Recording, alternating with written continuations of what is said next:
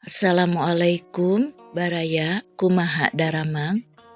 Dina waktos ayeuna simkuring bade ngadugikeun kisah anu kalintang saena. Nyaeta kisah manuk piit sareng Nabi Ibrahim alaihissalam nalika mantuan mareuman seuneu. Nabi Ibrahim alaihissalam pernah diduruk hirup-hirup ku tentara Raja Namrud, nyaeta Raja Babilonia. Kulantaran anjeunna nyandak sareng nyebarkeun agama tauhid, ajaran anu ngaesakeun Allah Subhanahu wa taala.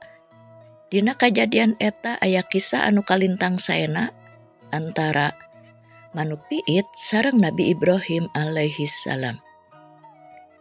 Dikisahkeun nalika seuneu nuju dihurungkeun pikeun nyilakakeun Nabi Ibrahim, pikeun ngaduruk anjeunna. Sakadang manuk piit gagancangan hiber ka situ. Di situ eta manuk piit nguyup cai ku pamatukna anu leutik. Terus eta cai teh diteundeun dina pamatukna kalawan ati-ati sabab sieun mungsrat kaluar deui. Saenggeus kitu buru-buru manehna nuju kana seuneu anu ngalentab-lentab anu ngaduruk Nabi Ibrahim. Barang geus deukeut kana eta seuneu tuluy weh manehna nyurulungkeun eta cai tina pamatukna kana eta seuneu. Terus geus kitu manehna balik deui ka situ pikeun mawa cai ku pamatukna. Terus kitu jeung kitu deui weh manehna bulak-balik nepikeun ka sababaraha balikan. Ningali eta sakadang manuk gagak nanya, "Keur nanaonan maneh teh piit?" "Abdi teh nuju ngabantunan cai pikeun mareuman seuneu," jawab manuk piit. "Seuneu naon?" ceuk manuk gagak nanya deui.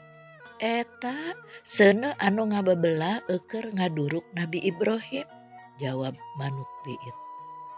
Teras eta manuk gagak teh marhatikeun kana kalakuan manuk piit, bari ngarasa heran jeung bingung.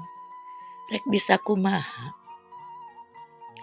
eta kucuran cai anu dibawa ku manuk piit bisa mareuman lentabna seuneu anu keur ngababela?